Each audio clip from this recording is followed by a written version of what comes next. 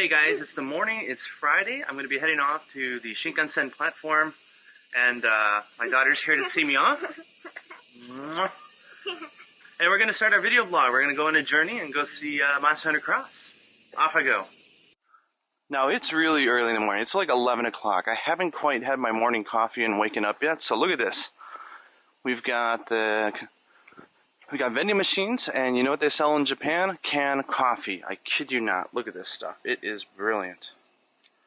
So I'm going to go ahead and pick one. Now, the cool thing is that in the winter, they actually have heated ones.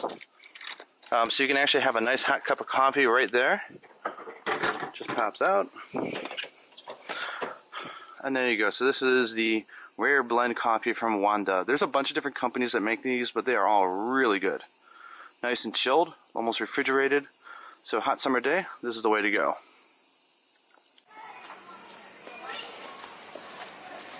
I don't know if you guys can tell the weather behind me, but it's actually pretty cloudy, and they said it's going to rain today, so hopefully it won't be too rainy up in Sendai. Now I imagine some of you might be interested to know where Famitsu, our weekly gaming magazine, is sold. So here at every station we have like a little kiosk thing, and this is where they sell them. Regular bookstores have it as well. It's just, this is where most people buy it. So if you go over here, you notice it's nice. There's not a lot of thieves, so they can place the stuff outside and no one steals it. But here you go. This is the weekly Famitsu with all your gaming news. Look at how it's nice and thick. Lots of colors and pages, and it's about $3.50. So let's go down. We're just going to our platform now so I can get on my first train.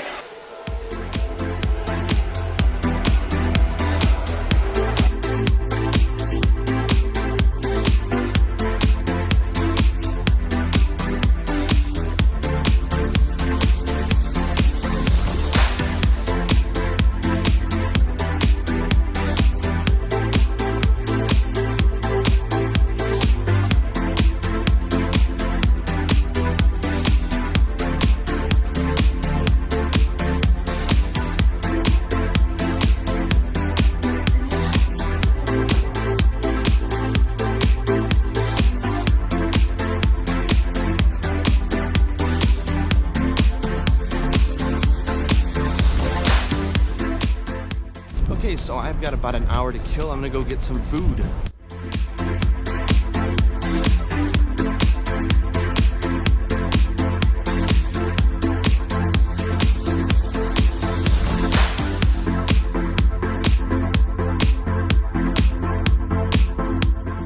Tokyo Station is kind of like a little bit of maze. I mean, if you don't know where you're gonna go, you can get lost pretty easily here.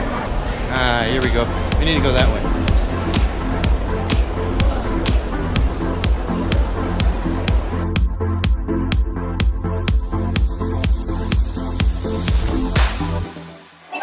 So in all Japanese department stores or major stations, they have these little almost gourmet places where they just have a lot of lines of small little specialty shops with food and local treats and stuff like that. It's always a good place to go to get. They're actually pretty expensive, but generally a lot of good food.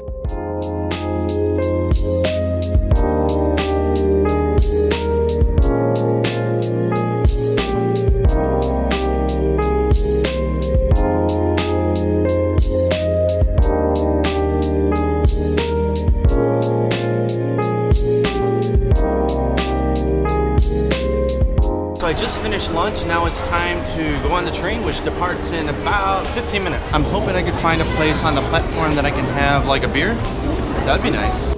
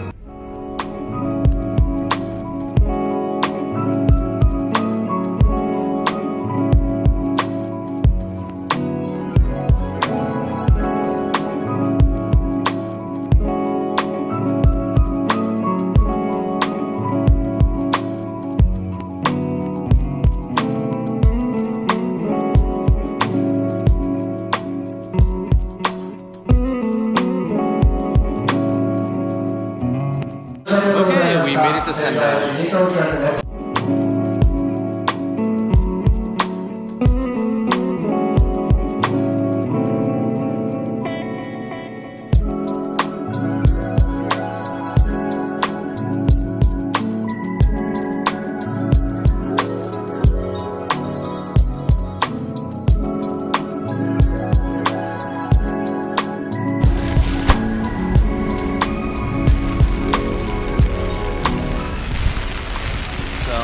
It's raining outside, so I'm gonna go check in and put in all my stuff so they don't get wet.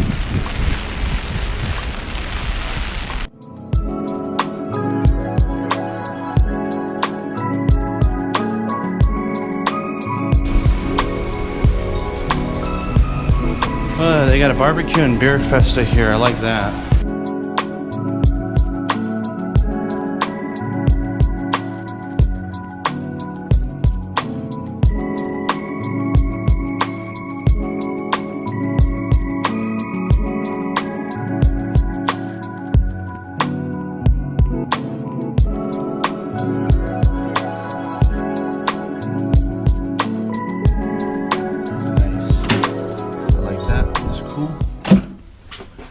You know, not how small these rooms are, but that's it. That is the room. That is what $150 gets you in Japan. It's small. Now it is customary in Japanese hotels to give you a yukata, which is this. This is cute. They even have, let's get a good shot of this, some origami cranes that they have. Nice touch.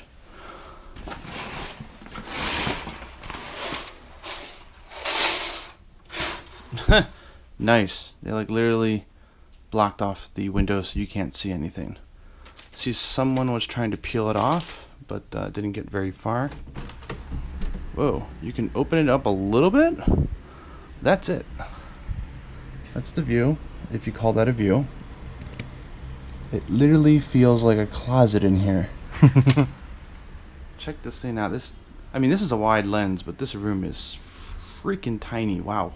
Oh, nice. The Appa hotel that we're at right now has their own manga.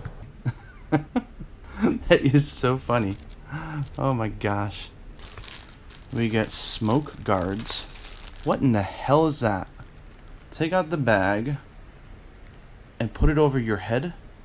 Weren't we always taught not to do that as kids? Hey guys, Gaijin Hunter here. I just want to take this moment to thank you for sending me. I hope this trip is going to be interesting. I hope I can have footage that's interesting. I don't know. It's rainy. I'm not very good with my cameras yet. But tomorrow is going to be really exciting. So we've got the Monster Hunter demo. Hopefully I'll be able to play more than once. I hope so. Now they just had the Nagoya one like 2 weeks ago. And they were sold out of tickets like pretty much like from before they even opened. Which means people only got to play once. But I'm going to line up really early, so I'm hoping we can play a few times. But anyways, I just want to say thank you for sending me. This is really amazing, and I hope I follow through. I hope you guys get the video and the opinions of the game that you want. I'm going to go ahead and get refreshed a little bit, and then head out and hopefully get some nice dinner and show you off the city. So almost every single major Japanese city has a major castle. Sendai is no exception, so I found out that it's only maybe a 4.5 kilometer walk. So I'm just walking down the street and I just spotted what looks like a really small temple, shrine thing. So I think we're gonna go check it out.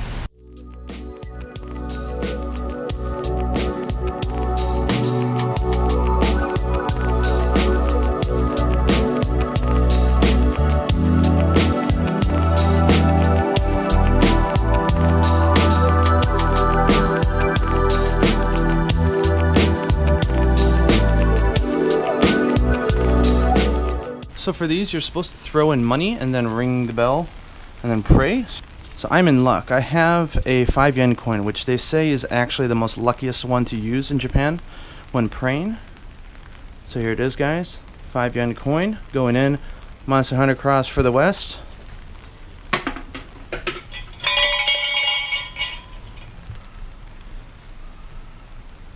Okay, we made our prayer.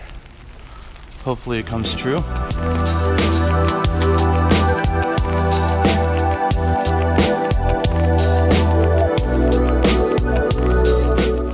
here's an interesting one. A gas station and the pumps are coming off of the top. I've never actually really seen that. I don't drive in Japan, so maybe that's common.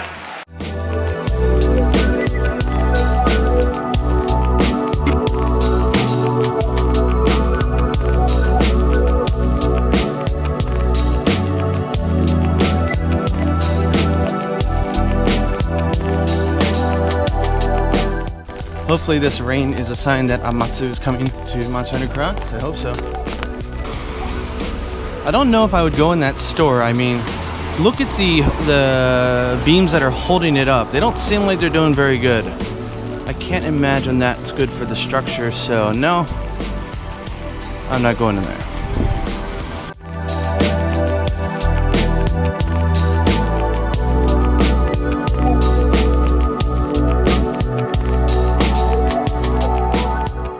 Okay, so we're here. It's the site of the castle. I don't know if you guys can tell, but this is Friday evening at around 6 p.m. This is like Sendai Castle. This is like the exhibition-like place. It's closed, there's no one here. I feel like I'm in Silent Hill or something, like some video game where there's no one around. Hey guys, so I'm still heading towards Sendai Castle. Apparently there's a shortcut down through this way to get there. I have no idea if I'm going to be able to get in. I hope so. I would hate to have walked all this way for nothing. I feel like I'm in a siren game. There's going to be some crazy Japanese villagers that are going to come out with pickaxes that are going to try to kill me or something. Oh my god. It's so steep.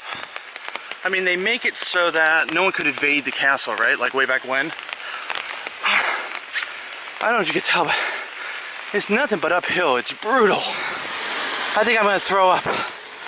Oh, well, look what I found. I found a big gate. I hope this is it. Oh, but I see a thing, a vending machine I could buy water. Thank goodness.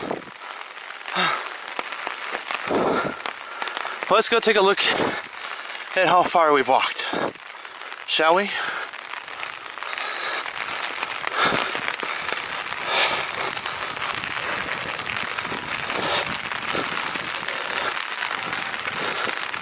Oh, so there used to be a building here, a historic building, and they have them listed out exactly what it was. So I guess the buildings are either burnt, destroyed, or they don't exist anymore. What is this?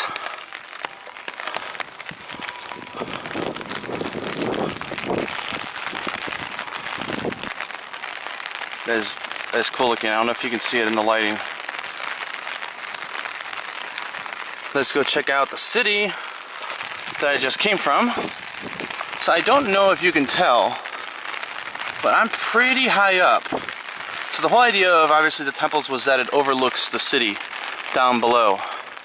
Okay, so here's what it says. The castle known as Sendai Castle, or more popularly Alba Castle, was constructed by order of Masamune, dated upon Alba Mountain in 1601. It functioned as a government office of the Date clan until 1869, but it was demolished by the Imperial Restoration Forces. At present, only the castle walls remain.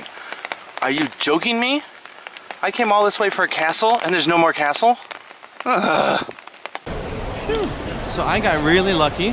There was a taxi guy at the very top of the mountain, and I just managed to catch him, and I got driven back towards the station. So now we're just checking out the shopping arcade. Not that I'm really big into shopping, but it's got a roof, and it's raining like crazy, and I'm tired, so this is gonna work out okay. We're gonna take a look. Now, I don't know if you guys have seen pachinko. I'm not into it at all. I don't like it at all, but it's like this really weird gambling.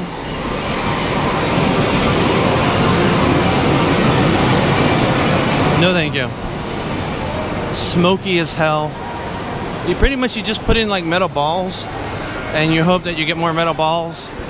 It's just like a weird way of gambling, because there's no such thing as a casino in Japan. They actually don't allow that type of gambling. So there you go. Let's see if we can find the hidden place. So basically the way these things work is you play these machines and you get these metal balls, and then those metal balls can be redeemed for prizes. Like here, you see lined up, there's prizes. But of course, no one wants actual toys. They take the prize tickets and then they sell them at a small window right across the street from these places that pay them out cash for them. And here it is, I think.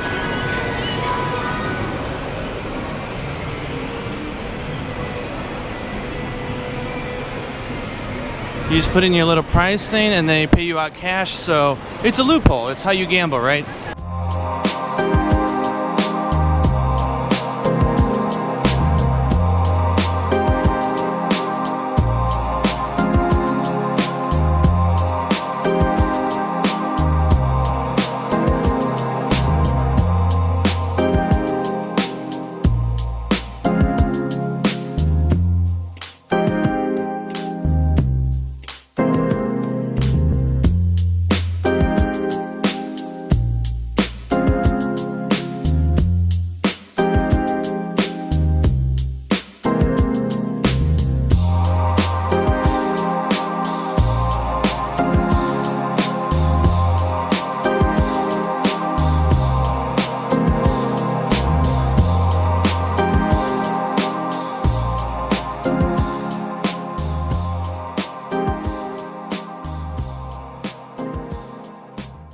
We got back, I did the tour of the arcade, and I was going to have the beer downstairs with the barbecue, the all you can eat, all you can drink, and I'm a little disappointed, but they said that some group had reserved off the entire restaurant, so I went to the convenience store to get food, so I'll show you what I got. I got some fried chicken. In Japan, the convenience stores also sell pasta and other types of stuff, and it's pretty fresh. They make it like a day or two beforehand. It's not like that type of stuff that's in their freezer forever. So I have some meat sauce, spaghetti, I have some junk food as well, and I have a bunch of beers that I will be showing off tonight to you guys. First one being the Super Dry Premium from Asahi. The next one being the Special Autumn Aki Aji from Kirin Beer. That's good. Then we have a craft beer IPA, Special Bitter. This is actually by Suntory. And then we have Marzen. This is another special red ale that they have going on from Suntory as well. And then, because I felt like it, some vegetable juice, vegetables and fruits, so that's always good. You know, it really is the small things that matter. Like, for example, if you buy a chicken leg at the convenience store, you get it like this. And if you notice, the paper actually rips here. So what that's for is you grab it and you can check, okay, this is the stick part. So hang on, let me balance my camera here. So you just do this, and you pull off the top, and you get that. It allows you to grab the paper and eat your chicken and not get your fingers greasy. That is cool. Okay, just got out of the shower. I suppose you can't talk about the bathrobe without showing it off. So this is me in the Japanese bathrobe. What do you think? It's just basic. It's just a fold over and a little tie across the belly. So me playing like the locals. Peace out. Good morning. Now I can actually say it really is early. It's only 5:45 in the morning. We got my shirt on. So, represent. And we're off. That's what I look like, guys, in the morning. Not a very pretty face. This is that steady camera that I've been using. It's awesome, isn't it? Go left, right, up, down. Keeps it nice and steady. This was kind of expensive. This is the Feiyu Tech 3-axis gimbal from my GoPro.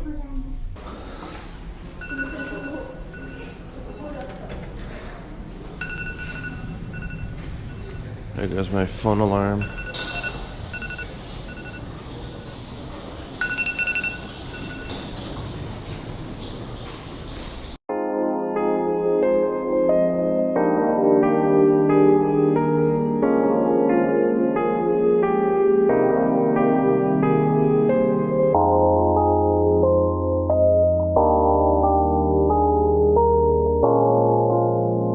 Are you kidding me? They're open at 7. Wow.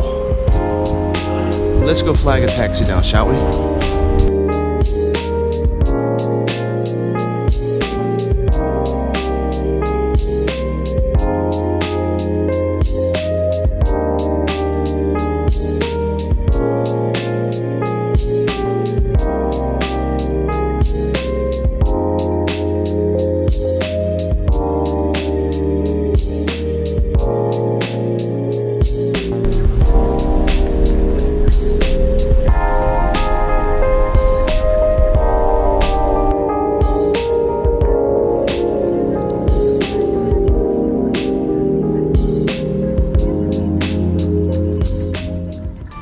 As you can see here, it is a freaking ghost town. Nobody here. Not only that, I couldn't find a place to eat breakfast yet because every place opens at like 7. It's like 6:30 now, so I don't know what I'm going to do. But you see here, they already have on the door here, please line up at the West Wing South entrance for my Center Cross.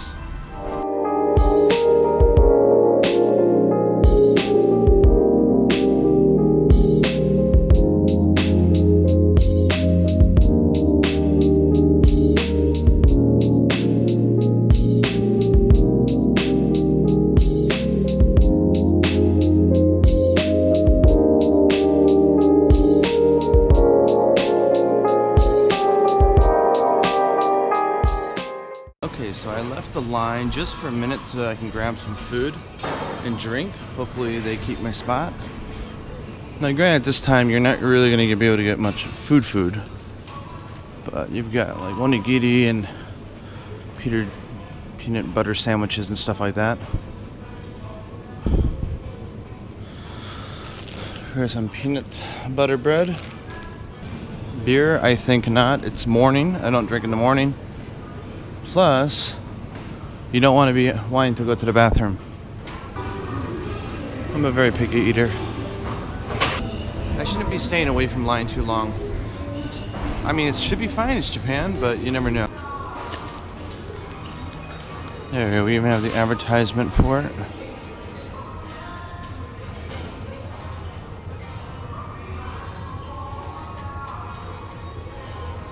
That's what we're going to be doing. Okay, let's find a bathroom really fast, shall we?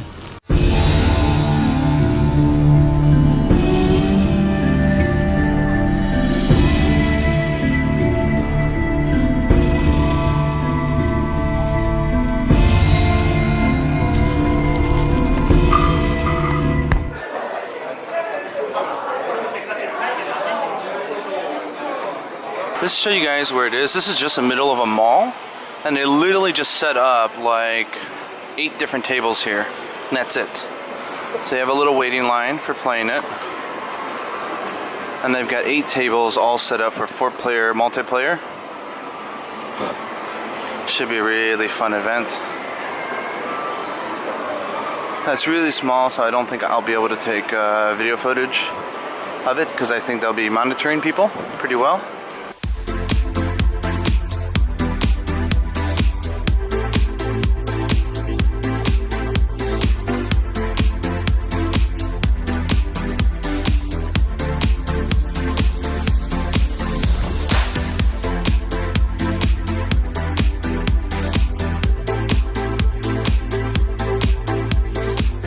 Mean to be gross here, but look, they got normal toilets.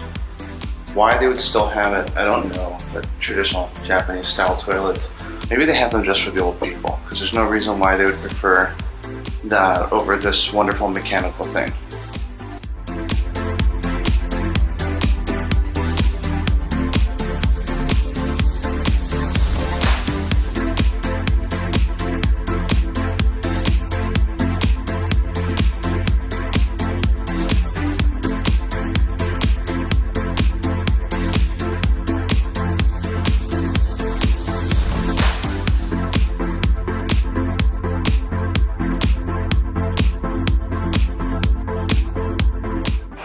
Hey guys, so I just got done playing My Center Cross for the first time. But Horodo was a real pain. I mean, those reverse controls were killer. I mean, it was not that good. So Next up is 12:30. So I will be using the glaive. I'll be using striker style. If we get to play again, I'll be also be doing a striker style switch axe. So that should be fun.